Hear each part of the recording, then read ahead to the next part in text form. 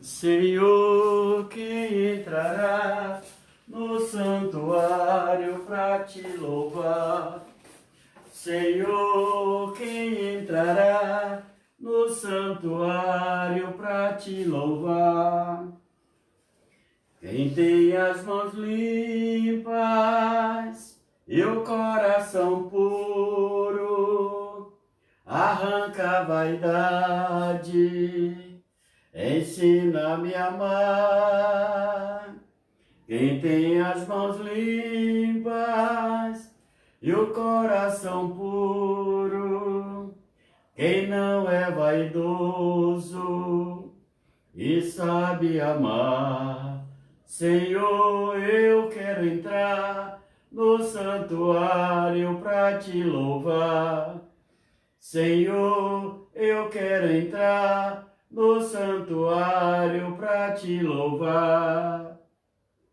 Ó, dá-me mãos limpas e o coração puro, arranca a vaidade, ensina-me a amar. Ó, dá-me mãos limpas e o coração puro, arranca a vaidade, ensina-me a amar. Boa noite, bem-vindos para a celebração eucarística. E as intenções de hoje são pela família Vergne, pela família Santana, por Sandra, Elza, por também a família de Sandra, por todos aqueles que pedem orações, mas sobretudo por Dona Elvira e família e todos os nossos amigos que participam desta Eucaristia, mesmo do outro lado da telinha. As intenções de hoje é Rosana Santa, boa tarde, Padre. Peço oração pelos doentes, por todos que moram nas encostas e pela minha saúde, Rosana Santos Rosário. Elisângela Pereira, da Costa dos Santos, boa tarde, Padre Emanuel. Peço oração pela minha família, Pereira e família Barros, e também por mim, que hoje completo mais um ano de vida. Parabéns, Elisângela, saúde e paz, muita fé, vamos seguindo, porque Deus espera um pouquinho mais de nós. Gelma Pimentel pede por todas as famílias que estão sofrendo com as fortes chuvas, todos os enfermos e por todos que estão saindo de seus lares para manter o sustento de suas famílias. Gelma Pimentel também pede pelo aniversário de Cíntia Maria Peixinho. Feliz aniversário, Cíntia. Saúde e paz. E pela família de Jailce. Nilde Silva pede para que rezemos por ela e pela sua família. Sandra Santana, boa noite. Peço oração pela minha família, em especial para meus filhos Bernardo e Ludmila e minha mãe Lourdes, e por todos os hospitalizados, que Deus, na sua infinita bondade, restaure a saúde deles. Sandra Santana também pede pela saúde de Sarinha, que Deus cuide dela e de sua mãe, para que ela seja forte para poder passar por mais essa prova. Neide Cruz, boa noite, Padre. Neide pede oração para todos, a sua família, oração para o fim da pandemia, mas Deus, que Deus abençoe a todos da sua família. Natalice Oliveira pede nesta noite as intenções para as pessoas que estão sofrendo por causa das chuvas e as que estão sem moradia. Pede também por essa pandemia que possa chegar ao fim, pelos doentes, os que estão passando fome e, por fim, pela igreja e conversão dos homens. Amém. Natalice ainda pede pelas famílias e também por ela, pela família dela. Em nome do Pai, e do Filho e do Espírito Santo. E a graça de nosso Senhor Jesus Cristo, o amor do Pai e a comunhão do Espírito Santo estejam convosco. Bendito seja Deus que nos reuniu no amor de Cristo. Irmãos e irmãs, reconheçamos as nossas culpas e peçamos a Deus o perdão pelos nossos pecados. Confesso a Deus Todo-Poderoso e a vós, irmãos e irmãs, que pequei muitas vezes, por pensamentos e palavras, atos e omissões, por minha culpa, minha tão grande culpa. E peço à Virgem Maria, aos anjos e santos, e a vós, irmãos e irmãs, que rogueis por mim a Deus nosso Senhor. Deus Todo-Poderoso, tenha compaixão de nós, perdoe os nossos pecados e nos conduz à vida eterna. Amém. Oremos.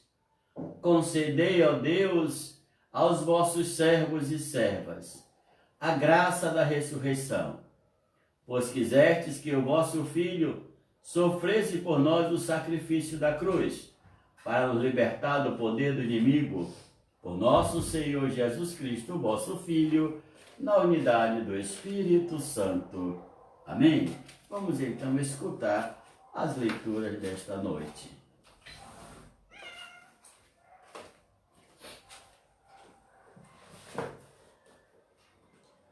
Leitura dos Atos dos Apóstolos. Naqueles dias, um fariseu chamado Gamaliel levantou-se no sinédrio. Era mestre da lei, todo o povo o estimava. Gamaliel mandou que os acusados saíssem por um instante. Depois disse: Homens de Israel, vede bem o que estás para fazer contra esses homens. Algum tempo atrás apareceu Teudas, que se fazia passar por uma pessoa importante, e a ele se juntaram cerca de 400 homens. Depois ele foi morto e todos os que o seguiam debandaram e nada restou. Depois dele, no tempo do recenseamento, apareceu Judas, o galileu, que arrastou o povo atrás de si. Contudo, também ele morreu e todos os seus seguidores se dispersaram. Quanto ao que está acontecendo agora, dou-vos um conselho. Não vos preocupeis com esses homens e deixai-os ir embora. Porque, se este projeto ou esta atividade é de origem humana, será destruído. Mas, se vem de Deus, vós não conseguireis eliminá-los. Cuidado para não vos pordes em luta contra Deus. E os membros do sinédrio aceitaram o parecer de Gamaliel. Chamaram então os apóstolos, mandaram açoitá-los, proibiram que eles falassem em nome de Jesus e depois os soltaram. Os apóstolos saíram do conselho, muito contentes, por terem sido considerados dignos de injúrias por causa do nome de Jesus. E cada dia, no templo e pelas casas, não cessavam de ensinar e anunciar o Evangelho de Jesus Cristo. Palavra do Senhor. Graças a Deus. Salmo responsorial. Ao Senhor eu peço apenas uma coisa, habitar no santuário do Senhor. Ao Senhor eu peço apenas uma coisa, habitar no santuário do Senhor. O Senhor é minha luz e salvação, de quem eu terei medo? O Senhor é a prova da minha vida, perante quem eu temerei? Ao Senhor eu peço apenas uma coisa, habitar no santuário do Senhor. Ao Senhor eu peço apenas uma coisa, e é só isto que eu desejo, habitar no santuário do Senhor por toda a minha vida. Ao Senhor eu peço apenas uma coisa, habitar no santuário do Senhor. Sei que a bondade do Senhor eu hei de ver na terra dos viventes. Espera no Senhor e tem coragem, espera no Senhor. Ao Senhor eu peço apenas uma coisa, habitar no santuário do Senhor. Aleluia, aleluia, aleluia, aleluia, aleluia, aleluia, aleluia, aleluia, aleluia, aleluia, aleluia, aleluia.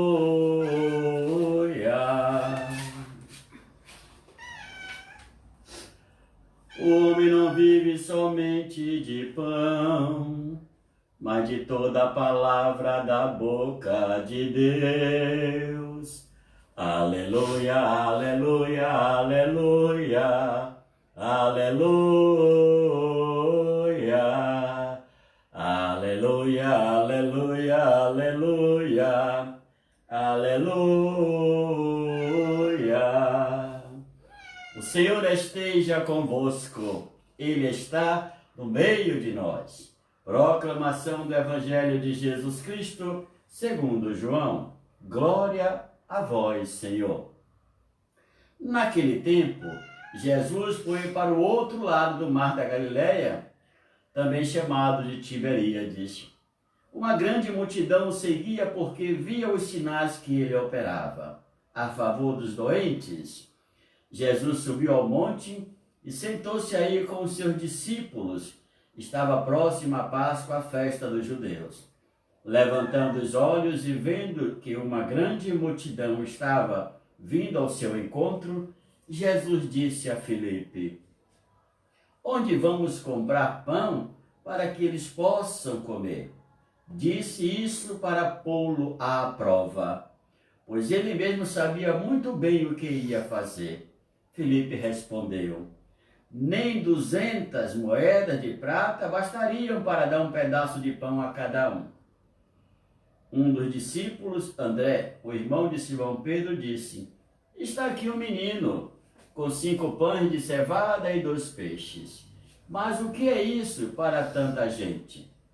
Jesus disse: fazei sentar as pessoas. Havia muita relva naquele lugar. E lá se sentaram aproximadamente 5.000 homens.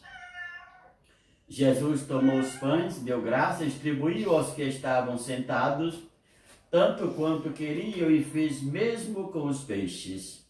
E quando todos ficaram satisfeitos, Jesus disse aos discípulos: recolhei os pedaços que sobraram, para que nada se perca.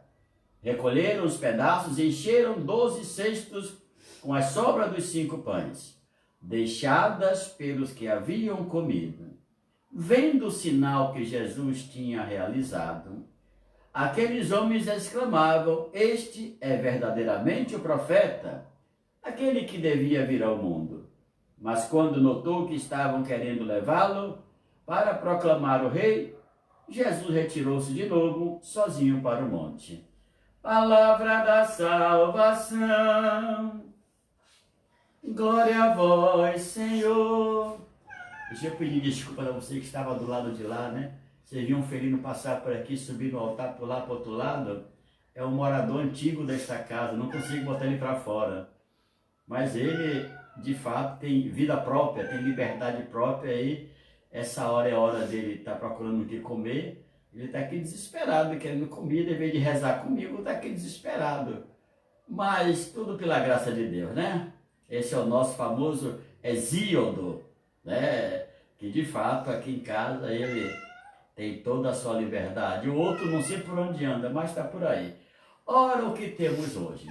Nessa sexta-feira, acostumado, sextou, né? Ninguém nem mais fala isso, porque todo mundo preso dentro de casa mesmo. Então, o sextou está meio murchinho. Nós temos na sexta-feira a continuação do livro dos Atos dos Apóstolos, mas com um episódio novo. Isso é, a discussão dos apóstolos chegou ao ponto mais alto do intelectualismo judaico, que vem destacado no nome desses rabinos chamado Gamaliel. Quem é esse cara? Esse cara é um gênio da teologia do seu tempo. Vai ser mestre de Paulo e de muitos outros filhos de nobres da sua época. Era um cara extraordinariamente rico de inteligência, conhecedor profundo das leis, e também um homem simples, um homem de fato que agia muito com um gesto em vez de com palavras. Como chegou ao nível não mais de populismo, mas de intelectualidade, então ouve-se a voz desse grande sábio de Israel. Ele faz primeiro um registro histórico. Olha, minha gente, homem de Israel, não vê que estás para fazer contra esses homens? Isso é, queriam prendê-los, chicoteá-los, depois matá-los mesmo. Estava tudo combinado. Mas Gamaliel faz com que tudo mude diante do seu próprio pensamento, dizendo: algum tempo atrás apareceu Teudas. Ele fazia passar por uma pessoa importante, para não dizer Messias, ele fala de pessoa importante. E aí ele se juntaram cerca de 400 homens. Depois ele foi morto, isso é, vieram os romanos ajudados pelos rabinos de Israel e massacraram todos os 400. Não sobrou ninguém para contar a história. Mas o autor tem a preocupação de narrar só que ele morreu, não fala o destino dos outros, porque afinal era o famoso Teudas que era o mais importante. Depois dele, no tempo do recenseamento, apareceu Judas o Galileu, que era da facção, diríamos hoje, né, dos zelotas, dos homens armados que queriam a rebelião de Israel para expulsar os romanos da Palestina. Esse Judas o Galileu, que arrastou o povo atrás de si, contudo também ele morreu e todos os seus seguidores dispersaram. Veja como é importante aprender com os erros. Gamaliel, que até então ninguém ouviu falar, né? Ninguém ouviu falar, aparece no coração da polêmica, no coração dos Atos dos Apóstolos, para instruir aqueles que se diziam sábios por ter pego, prendido e chicoteado os apóstolos. Aqueles que se diziam sábios porque representavam o povo. Aqueles que se diziam sábios porque estavam na mais alta instância do poder jurídico, religioso e social de Israel. E o que é que Gamaliel faz para com que essa gente mude de ideia?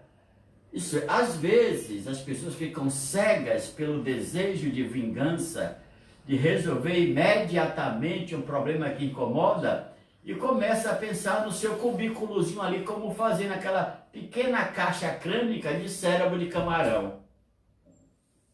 Gamaliel abre a mente deles. E o primeiro caminho para abrir a mente é voltar à história. Lembre de Teudas, lembre de Judas, o Galileu, né? Que de fato, curiosamente, Jesus também veio da Galileia, né? Lembre dessas pessoas que rebanharam muita gente, mas no final da história, eles foram massacrados, derrotados e mortos. Então, Gamaliel propõe uma coisa que vai além daquilo que os judeus esperavam. Você vai além da compreensão, ultrapassa a sede de sangue e de vingança dos judeus. E o que é que Gamaliel vai prometer? Vai fazer com que eles raciocinem. Ora, disse Gamaliel, contudo, estes também morreram, e todos os seguidores se dispersaram. Quanto ao que está acontecendo agora, dou-vos um conselho. O sábio fala pouco, silencia muito, porém tem muitos conselhos a ser dados pela sua própria experiência de vida, pela experiência da sua meditação, da sua reflexão, pela experiência histórica que o sábio vive a cada dia, como ele colhe o melhor da história para instruir os seus discípulos. Aqui ele se apresenta como sábio e diz, olha, vos dou um conselho. Não vos preocupeis com esses homens e deixai-os embora. Porque se esse projeto ou esta atividade, observe, não chama de religião, não chama de seita, para Gamaliel isso é um movimento como tantos outros que aconteceram no seu tempo, né? Mas ele coloca uma questão nova. E qual é a questão nova?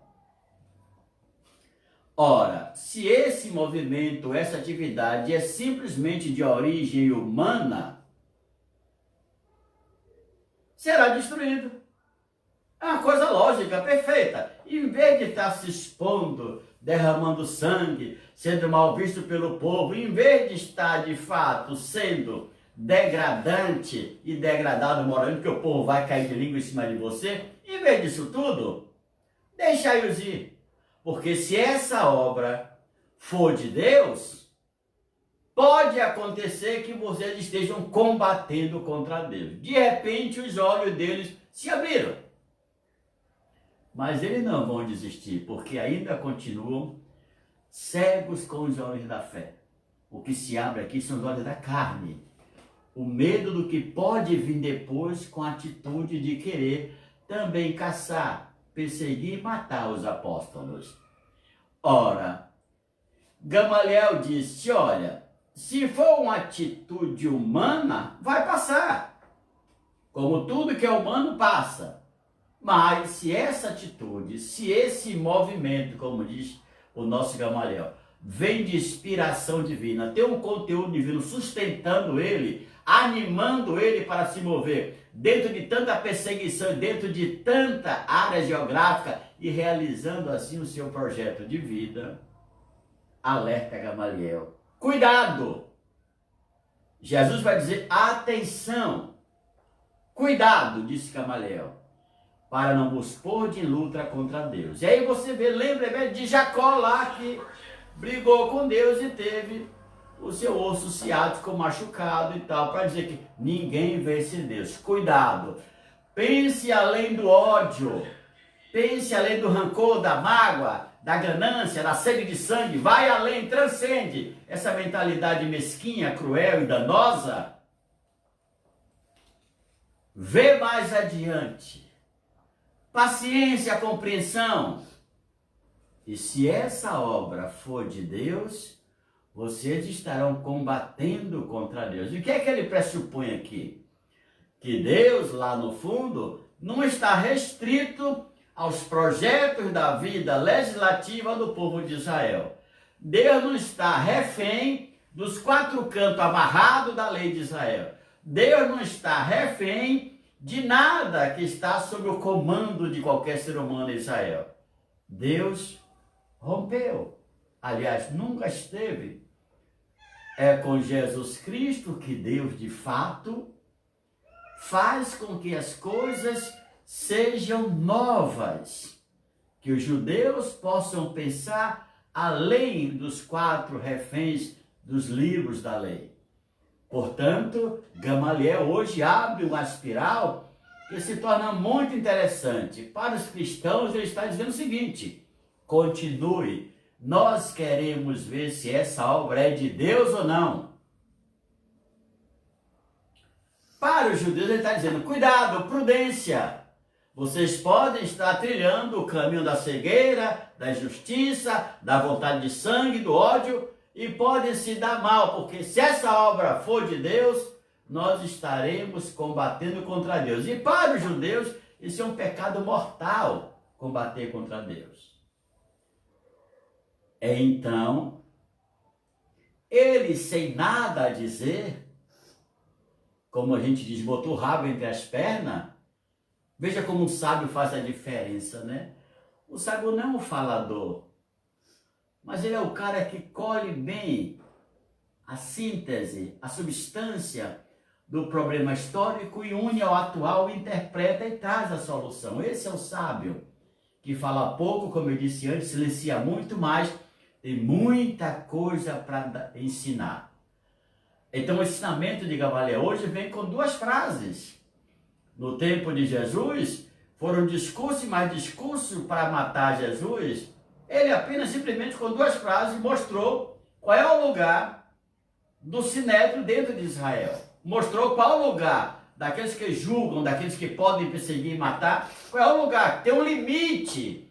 Existe um limite, se não legislativo, mas divino, que os judeus, não importando que seja do sinédrio ou não, devem ultrapassar. E aí cai um silêncio, porque os membros do sinédrio aceitaram o parecer de Gamaliel. É claro que esse silêncio não é um sinal de aceitação plena, é um silêncio de estratégia, é um silêncio de fato, de uma reflexão breve para tomar o caminho, porque eles estão decididos já no seu coração de fazer aquilo que eles acham melhor. E o que eles acham melhor é que essa, entre aspas, seita cristã seja exterminada, pelo menos na área de toda a Palestina, que não se aproxime de Jerusalém. Tanto que vamos ouvir mais tarde, nós não já proibimos que espalhassem essas doutrinas dentro do templo, dentro de Jerusalém? Então, diante desse quadro, tem um caso perplexo, porque as pessoas queriam mais vingança, mais sede de sangue, né? Mais circo. Então, o sinédrio chamou os apóstolos e mandaram açoitá-los. Isso é, a proposta de Gamaliel não foi plenamente aceita. Aí eu lembro a vocês que me escutam e me acompanham esse dia todo, né? Da Páscoa de Jesus. Observe como as coisas vão acontecendo. Pilatos, quando viu que Jesus era completamente inocente, que no máximo seria um poeta, um filósofo, um maluco, um doido, que sonhava com coisas que não via, disse: açoite eles, dê uma surra nele para que ele se lembre da justiça romana e acorde para a vida. E os caras quase mataram Jesus. Da ferocidade com que eles bateram em Jesus. Então, a proposta de Gamaliel é aceita em parte, mas no mesmo momento da hora mandado espancar os apóstolos. Certamente Gamaliel se sentiu desprestigiado, decepcionado, porque mostrou a verdade e eles não acolheram. A gente volta de novo para Jesus.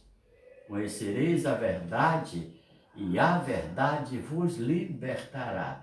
Não precisa ter medo da verdade, basta acolher a verdade, porque ela é que vai libertar você, que está do outro lado me escutando, como já me libertou há tantos anos. Olha, e então o conselho, mandou chamar e açoitar os apóstolos e proibiram que falasse em nome de Jesus. Depois do açoite, soltaram. O que é que acontece depois? Jesus vai dizer que nada que é de fato escondido vai ficar para sempre. Um dia vem à tona que não se acende uma lâmpada e coloca debaixo da mesa.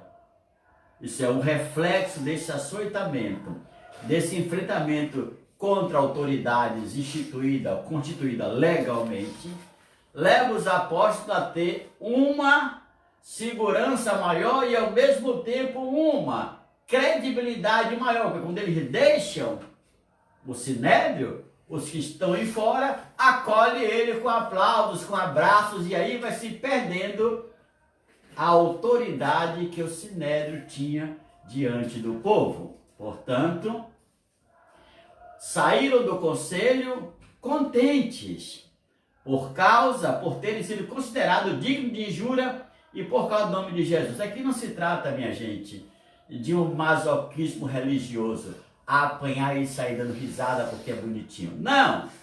Se trata de testemunhar. E a alegria dos apóstolos é porque eles se assemelharam a Jesus, passaram em parte aquilo que Jesus passou quando foi levado do sinédrio a Pilatos, a Herodes, depois volta para o sinédrio, volta para Pilatos e aí vai. Esse círculo vicioso de espancamento, os apóstolos sentem parte desse círculo hoje nas suas peles, na sua carne, que mesmo chicoteada, sangrando, saíram felizes porque passaram em parte por aquilo que Jesus passou. Passaram em parte e sentiram na pele o que é que está esperando lá no futuro. Eles de fato ficaram felizes porque testemunharam com a própria vida o Cristo Jesus. E isso é um dos primeiros sinais que vão levá-lo de fato ao martírio. Sabemos que todos morreram de morte violenta, exceto João, que tentativas muitas vezes de acabar com ele, ele foi no final da história exilado lá numa ilha grega chamada de Patmos e morreu velhinho, onde escreveu Apocalipse e o próprio Evangelho. Então o texto de hoje é interessante, porque diante de toda essa pirotecnia teológica, aparece Gamaliel, que só vai aparecer aqui. Esse cara foi tão importante que quando aparece se vê a luz dele brilhar, a sua sabedoria transcender, mas não foi escutado. Isso é, os homens de coração fechado, de mente fechada, que tem endurecimento no tecido da própria alma, jamais aceitarão o novo. Para essa gente, não tem como a conversão possa transformá-los, porque eles já decidiram no fundo do coração, da alma e do próprio pensar no intelecto, que serão assim, sempre assim e nunca além do ser assim. Os apóstolos saíram no conselho, se alegraram, e olha que diz o texto: e cada dia do templo e pelas casas não cessava de ensinar e anunciar o evangelho. Entra um caso novo aqui, não está mais no templo, mas também nas casas. Isso é, tinha esse compartilhamento, trabalho de formiguinha, esse compartilhamento de ensinamento, de experiências, de doutrinas, de aparições de Jesus também nas famílias. E isso, esse trabalho de formiguinha, uma hora ele explode. Uma hora, porque os fariseus dificilmente iam na casa de pobre, de pessoas simples. Eles iam para grandes banquetes, grandes reuniões, mas não tinha esse trabalho missionário. Por quê? Só tinha ele na região. Eles sabiam de fato. Controlava tudo, mas poucas visitas. Tanto que, lembrando aqui, Jesus foi visitar a casa de Jairo e lá fez voltar a vida à sua filha. Isso é, os fariseus não conheciam onde Jesus morava, mas Jesus foi lá. Significa que essa ida é passada aquela ideia de aonde sofre o homem, ali Deus está presente. Aonde tem a necessidade orgânica, espiritual, ali Deus está presente, porque Deus não faz acepção de pessoas.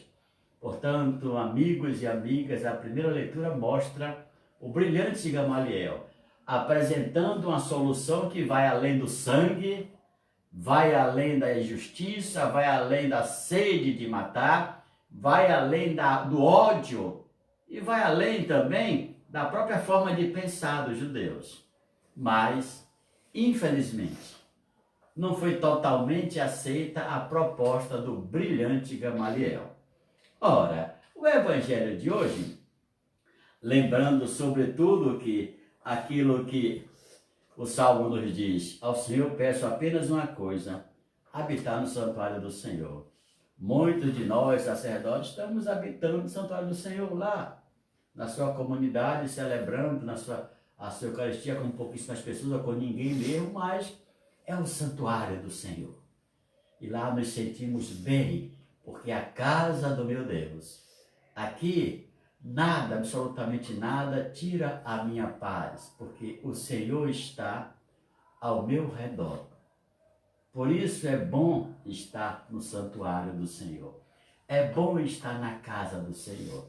E esse momento de pouca expressão, de pouca gente, de pouco movimento nas comunidades, faz também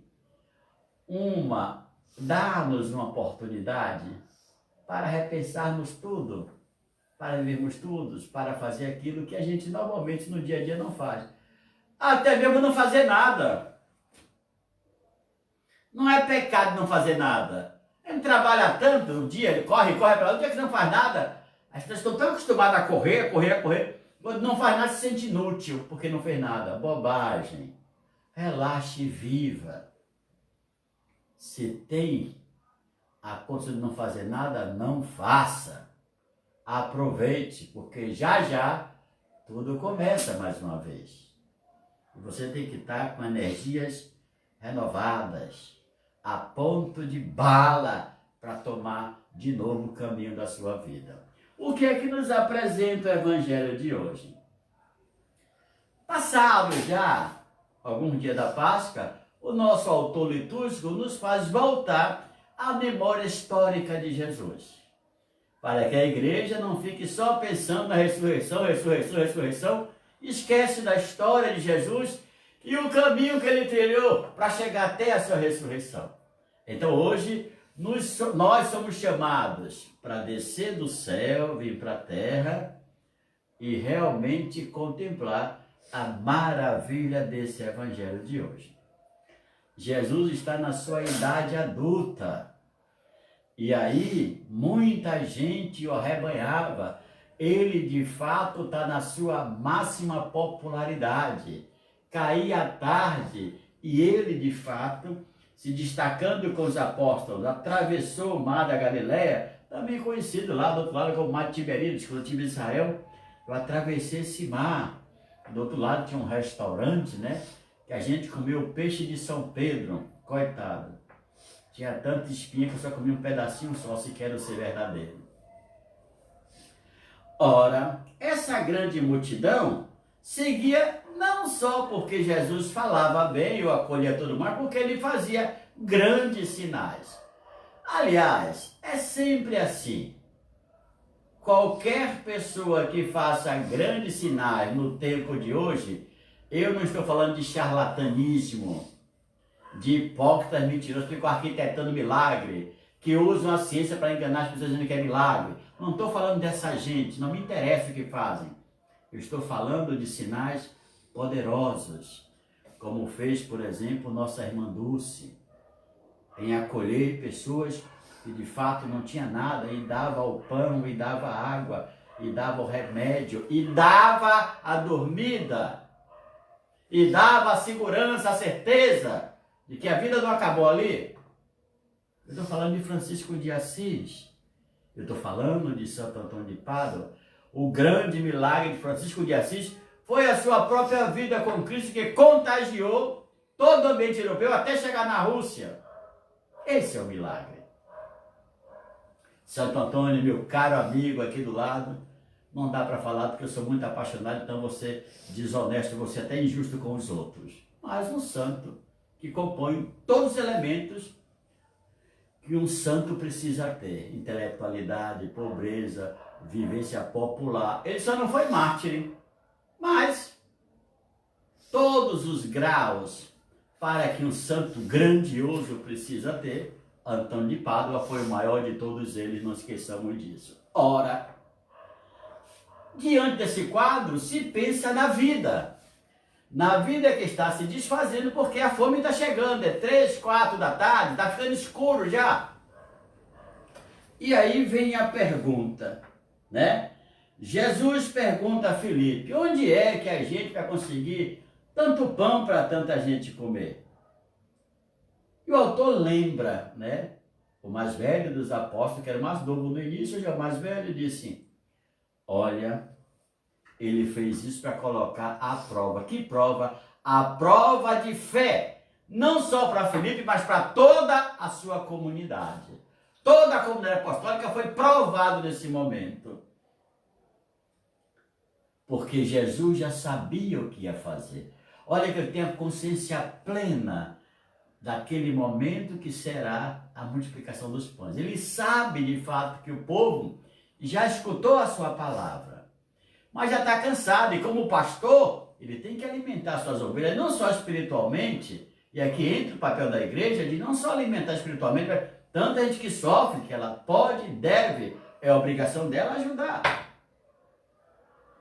Aí, Filipe I questiona a própria economia da comunidade. Diz ele: nem 200 moedas de prata bastariam para dar um pedaço de pão a cada um.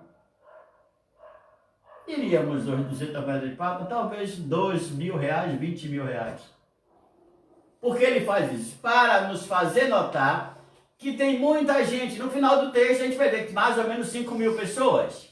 Então o primeiro sinal de grande quantidade de pessoas é essa cifra, que é altíssima, e que de fato eles não tinham. É uma cifra muito alta. Por que não tinha?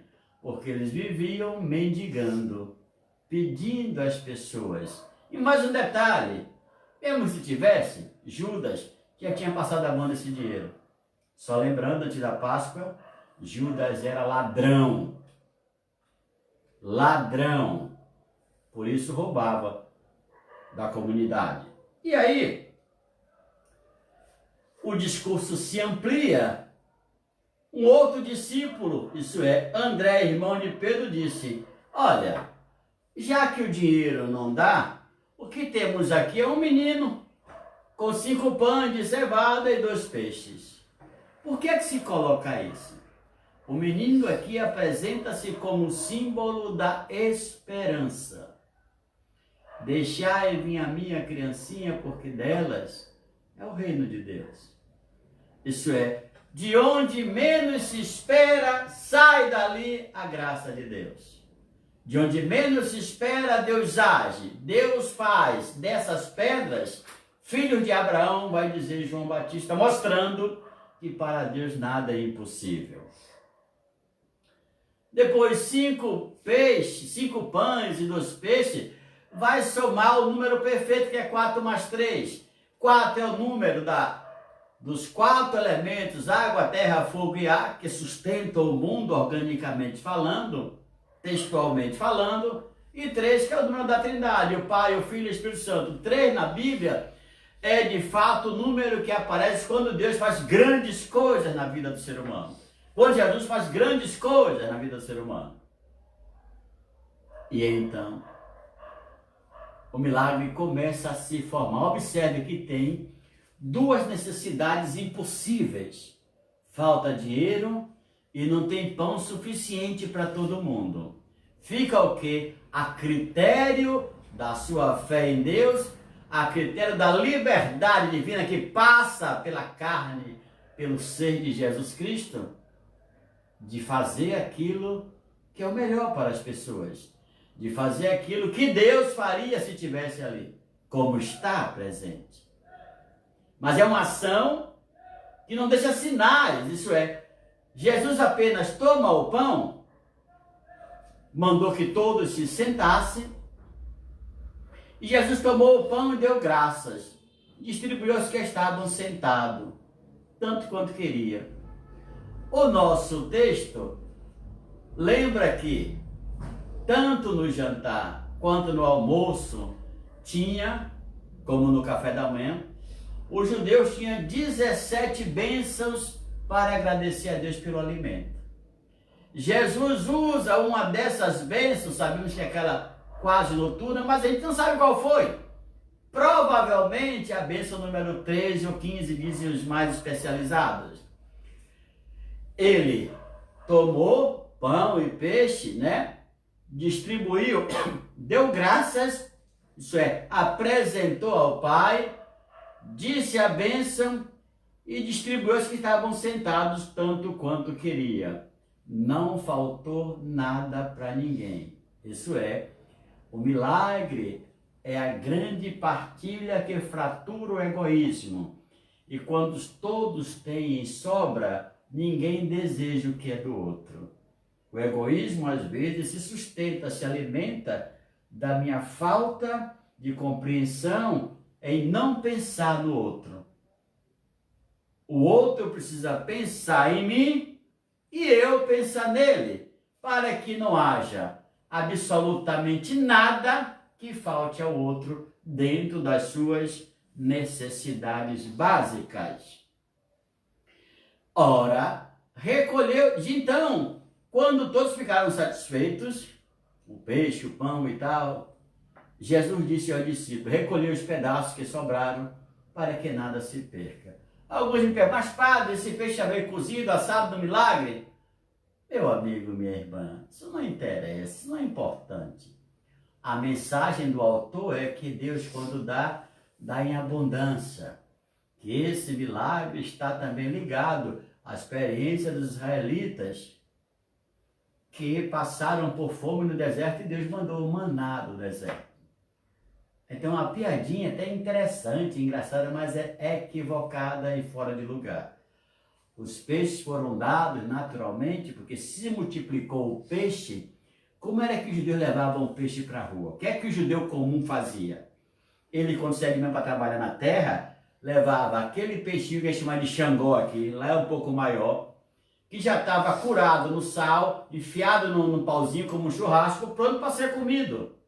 Se ele multiplicou o peixe que estava cozido, pronto para comer, é claro que o peixe estava pronto para comer. Faltou um pouquinho de inteligência na piada, né?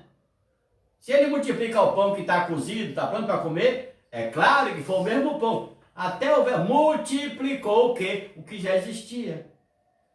Multiplicou o quê? A substância daquilo que estava ali. E então, minha gente, todos ficaram saciados. Mas até aqui a ficha não caiu ainda, né?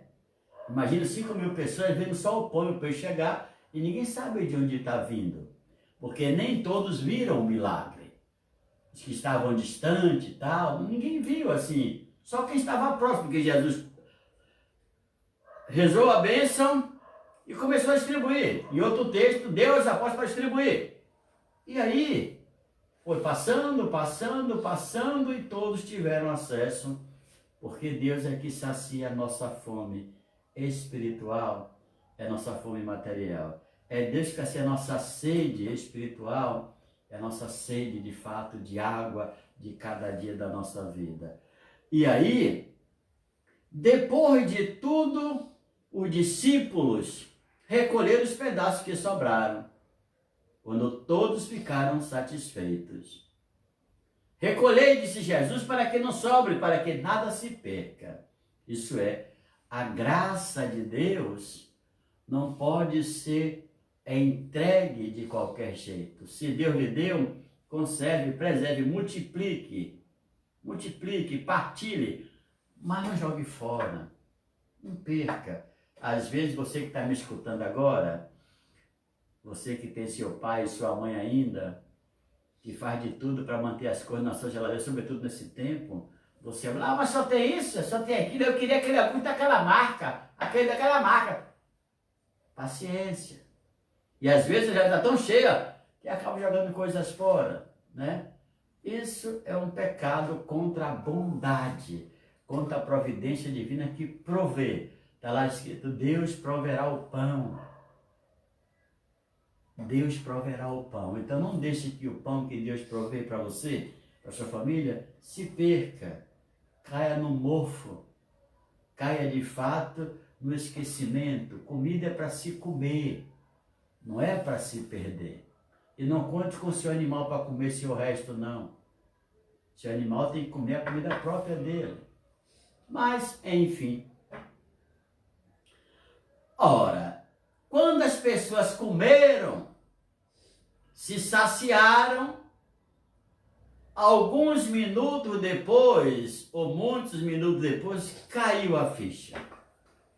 E essa ficha que cai seria naturalmente para agradecer a Deus, não para complicar a vida de Jesus. O que é que eles dizem? Ora, vindo o sinal que Jesus tinha realizado, aqueles homens exclamavam, este é verdadeiramente o profeta, aquele que deve vir ao mundo. Não vamos ser excessivamente críticos. Jesus não é chamado de profeta só porque deu o pão e o peixe a comer, mas porque ele, desde o início, vem fazendo sinais e prodígios poderosos que ninguém tinha feito. Vai dizer Nicodemos, olha, Senhor, ninguém faz o que tu fazes se não vem de Deus. O milagre da multiplicação é o último estágio desse evento pastoral milagroso que é realizado por certas circunstâncias, onde não tem dinheiro, onde não tem comida, estão com fome, então Deus resolve agir para proteger o seu povo, porque já tinha ouvido a palavra, já tinha visto os milagres, isso é, já tinha curado o corpo e a alma, mas falta agora o pãozinho de cada dia. Está lá escrito, o pão nosso de cada dia dai-nos hoje. É isso que Jesus faz. Naquele dia, aquelas pessoas pobres, simples, não tinham o que comer, como muitos não têm ainda o que comer hoje, né? Então vemos aí, estamos vendo os artistas, as pessoas de influência midiática de fazer inúmeras campanhas, lives, né? Para sustentar e dar de comer a quem está passando fome. Uma atitude de profunda generosidade. Essa semana eu fiquei até quase 1h da manhã assistindo, de fato, a live de Belo. E Belo arrecadou quase 80 mil toneladas de alimento. Olha que coisa grandiosa, né? Para as pessoas que precisam, que não tem ninguém por elas. É o multiplicar socialmente a bondade, a generosidade de cada um e diminuir socialmente a dor, a fome, a miséria das pessoas. É doloroso num país rico como o nosso, apenas 12% tem 88, 86% da riqueza num país como esse, ou por meio de pessoas ou de empresas, não importa. O que importa é que o bolo grande não é dividido para todo mundo. Os leões, os dragões, os ladrões, canalhas, roubam e deixam a miséria para que as pessoas aproveitem dela e das suas migalhas. Então, qual é o clamor das pessoas? As pessoas às vezes se contentam só com o pão, só com a cesta básica, com a Bolsa Família, com a Bolsa Gás. Não! É preciso, minha gente que escuta de bom coração, é preciso aproveitar para crescer enquanto está tendo isso. Essas bolsas são auxílios sociais que são temporários. Tantas bolsas e benefícios não são direito adquirido. Então, se você pode começar a preocupar com o seu futuro, estudando, crescendo, encontrando a profissão, porque se um dia isso vier a faltar, você está tendo tempo, já teve tempo de se preparar para a vida. Como é um benefício, não é direito adquirido, qualquer pessoa que chegue ao poder poderá retirar. E aí, nós não teremos como reclamar. É bom deixar claro, uma coisa é o direito adquirido, ninguém mais tira. Outra coisa é o benefício, na verdade, os instrumentos sociais de atendimento a grupos de risco, a grupos que são de fato negligenciados pela própria sociedade. De todo o coração desejo a vocês que nunca falte esses benefícios, mas temos que tomar consciência, isso é temporário. Então, enquanto está jovem e forte, vai, luta, assim que passar a pandemia, vai, luta, faz uma profissão, adquire um espaço para ter a garantia do seu futuro com suas próprias mãos. Porque esse país que a gente vive, tudo pode acontecer. Vou dar um exemplo aqui. Olha o que aconteceu com a nova lei da aposentadoria. Isso é, quem se aposentou, ótimo. E quem não se aposentou, vai lamentar mais ou menos uns 30 anos. E às vezes as pessoas estão na fila da aposentadoria e estão esperando algo melhor. É o seu direito, ninguém tira isso. Mas nesse país de vagabundo, ladrão e de gente que manipula certas coisas, tudo pode acontecer. Então, qual é o conselho? Apareceu sua chance, meu amigo, não espere, porque o melhor não virá. Nesse país onde as convicções políticas não tem nenhuma lealdade moral, não tem nenhuma convicção ética, não tem nenhuma preocupação de fato com a vida das pessoas. Então você que recebe benefício, bolsa, graças a Deus está recebendo.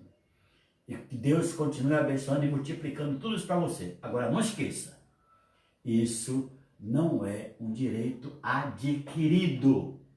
Isso, qualquer maluco desse que subiu ao poder, qualquer doido desse, pode tirar isso de você.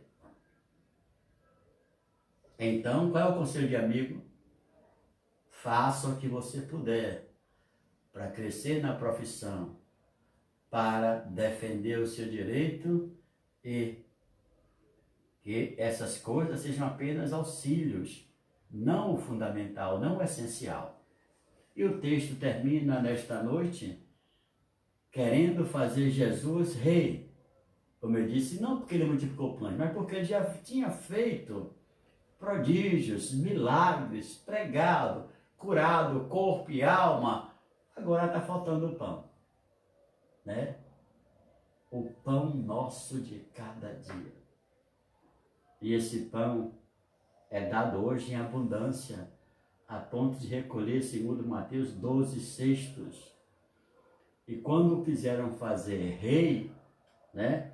Que a expressão profeta aqui não está, de fato, adequada com a tradução grega, mas seria um monarca, um imperador, um rei. Porque na concepção judaica, o Messias resolveria todos os nossos problemas. Quando isso é percebido por Jesus, que tem de fato a flecha da vaidade se aproximando, não esqueçamos que Jesus é um homem, né? Esse de fato pavor de colocar nas costas dele títulos humanos, aí lembra o demônio, né? Nas 3 tentações, não é filho de Deus, mas que essa pedra transforma em pão, nem só de pão vive o homem. Se me adorar, eu te darei tudo. Adorarás somente ao Senhor teu Deus, nem ao pão, nem aos milagres. Adorarás somente ao Senhor teu Deus.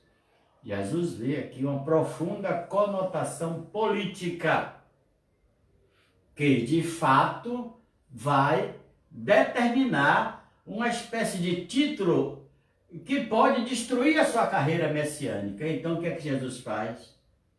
Quando notou que estavam querendo levá-lo para proclamá-lo rei, retirou-se de novo sozinho para o monte. E o que é que ele foi fazer no monte?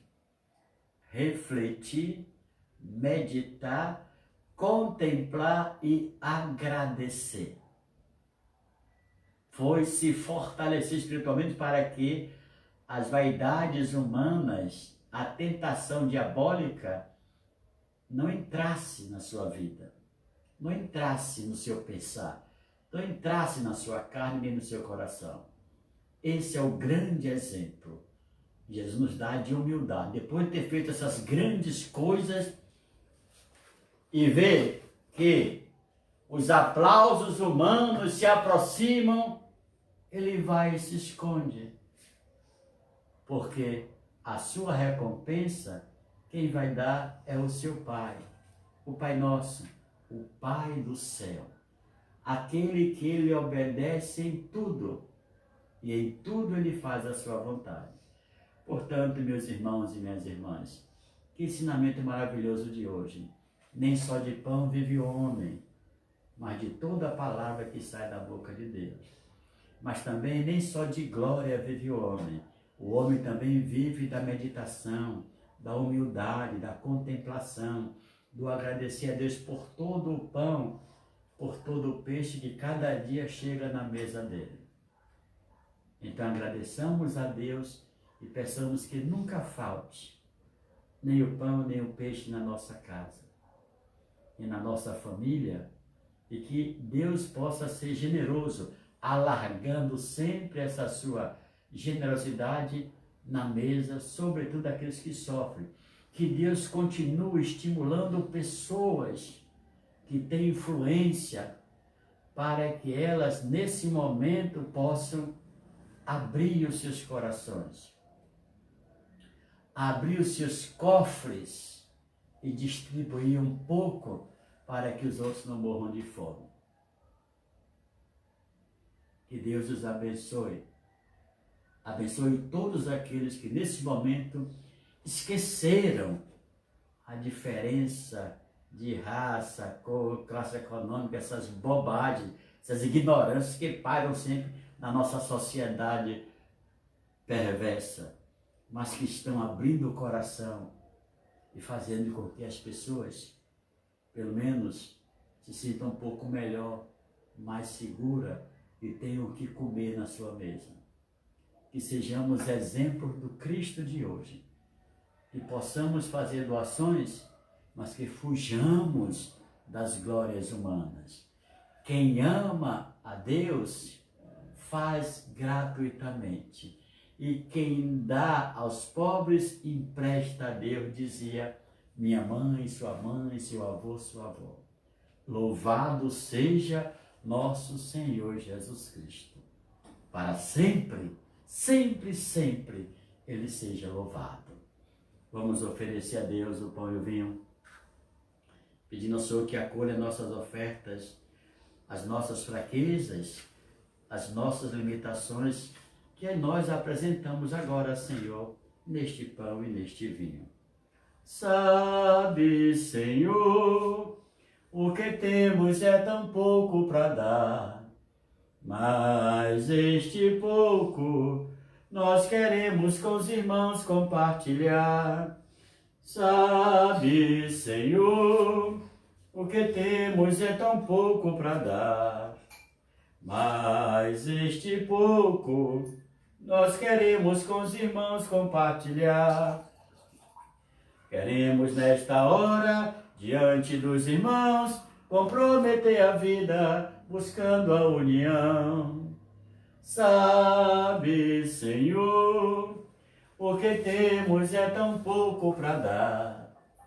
Mas este pouco nós queremos com os irmãos compartilhar.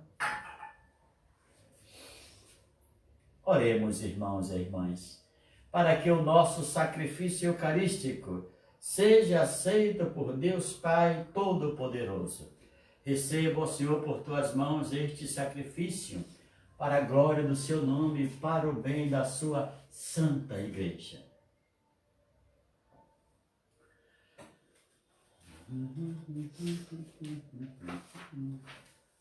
Acolhei, ó Deus, com bondade as oferendas da vossa família e concedei-nos com auxílio da vossa proteção. Sem perder o que nos destes, alcancemos os bens eternos por Cristo nosso Senhor. O Senhor esteja convosco, Ele está no meio de nós. Corações ao alto, o nosso coração está em Deus. Demos graças ao Senhor e nosso Deus. É nosso dever e a nossa salvação. Na verdade, é justo e necessário. É nosso dever e salvação dar-vos graça sempre em todo lugar, mas sobretudo neste tempo solene em que Cristo, nossa Páscoa, foi imolado. Vencendo a corrupção do pecado, realizou uma nova criação e, destruindo a morte, garantiu-nos a vida em plenitude. Unidos à multidão dos anjos e dos santos, transbordando de alegria pascal, nós vos aclamamos, dizendo a uma só voz: Santo, Santo, Santo, Senhor Deus do universo, o céu e a terra proclamam a vossa glória. Hosana nas alturas, bendito que vem em nome do Senhor, hosana nas alturas. Na verdade, ó Pai, vós sois santo, e fonte de toda a santidade. Santificai, pois, estas oferendas, derramando sobre elas o vosso Espírito, a fim de que se tornem para nós o corpo e o sangue de Jesus Cristo, vosso Filho e Senhor nosso. Santificai a nossa oferenda, ó Senhor, estando para ser entregue e abraçando livremente a sua paixão. Jesus tomou o pão em suas mãos, deu graças e o partiu. E o deu a seus discípulos, dizendo: tomai todos e comei, isto é o meu corpo, que será entregue por vós.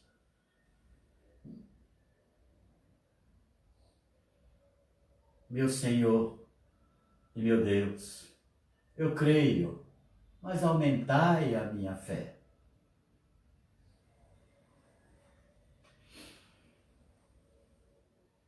Do mesmo modo, ao fim da ceia, Jesus tomou o cálice em suas mãos, deu graças novamente e o deu a seus discípulos, dizendo: tomai todos e bebei, este é o cálice do meu sangue, o sangue da nova e eterna aliança, que será derramado por vós e por todos para a remissão dos pecados.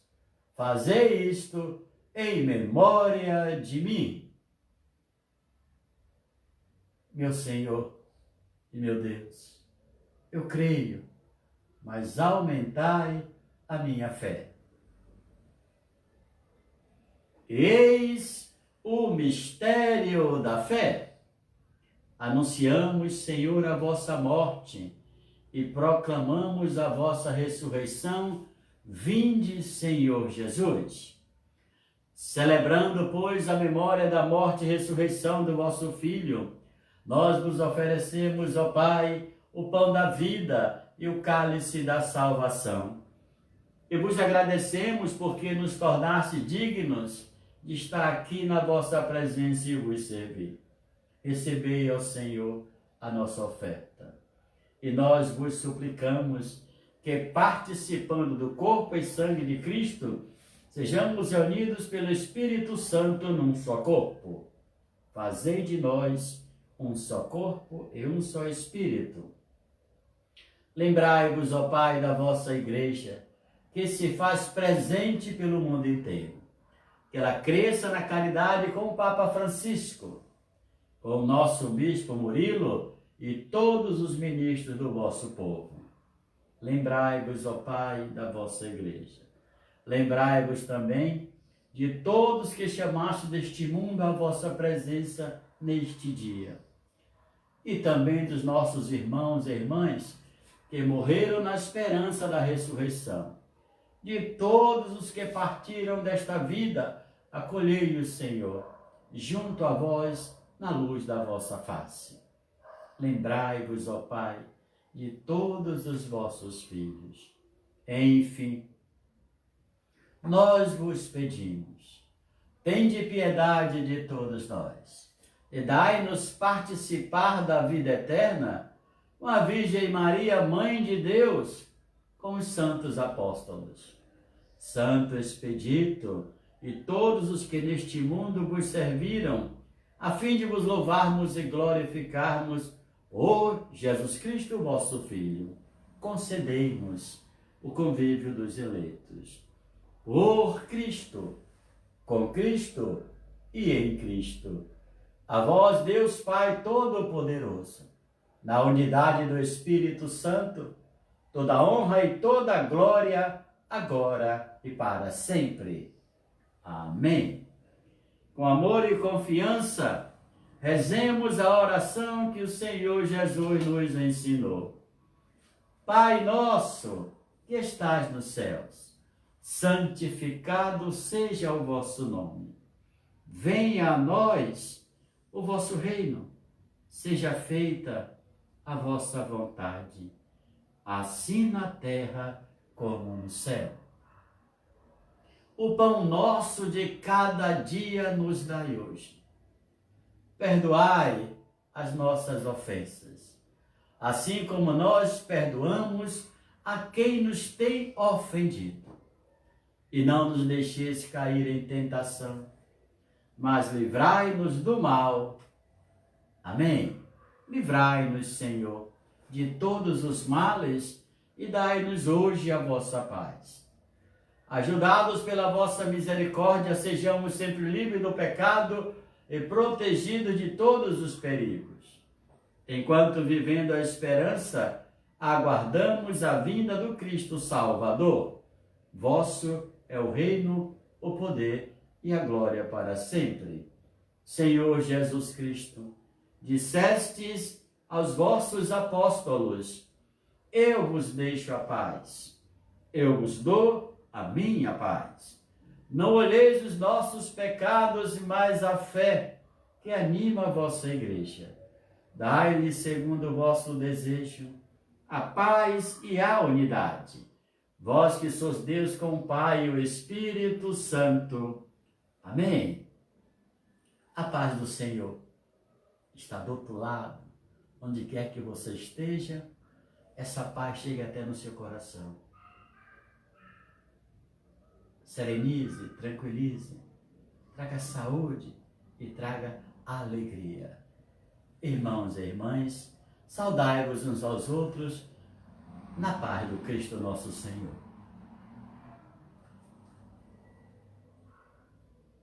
Cordeiro de Deus, que tirais o pecado do mundo, tende piedade de nós. Cordeiro de Deus, que tirais o pecado do mundo, tende piedade de nós. Cordeiro de Deus, que tirais o pecado do mundo, dai-nos a vossa paz. Felizes os convidados para a ceia do Senhor. Eis o Cordeiro de Deus, que tira todo e qualquer pecado do mundo. Senhor, eu não sou digno que entreis em minha morada, mas dizei uma só palavra e eu serei salvo. Que o corpo de Cristo nos guarde para a vida eterna. Amém.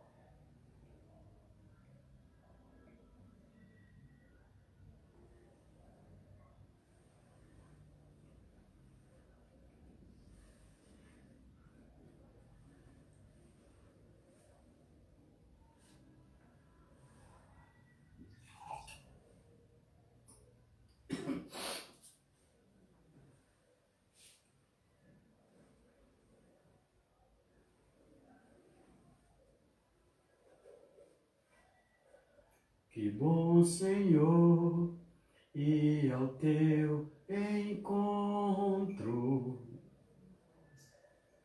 poder chegar e adentrar a tua casa, sentar-me contigo e partilhar da mesma mesa, te olhar, te tocar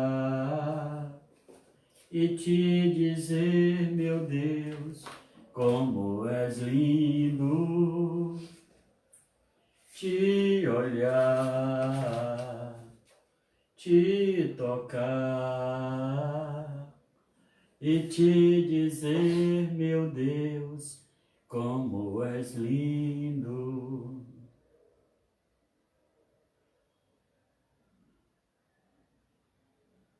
Agradeça a Deus do seu coração por mais esse dia e por participar desta Eucaristia.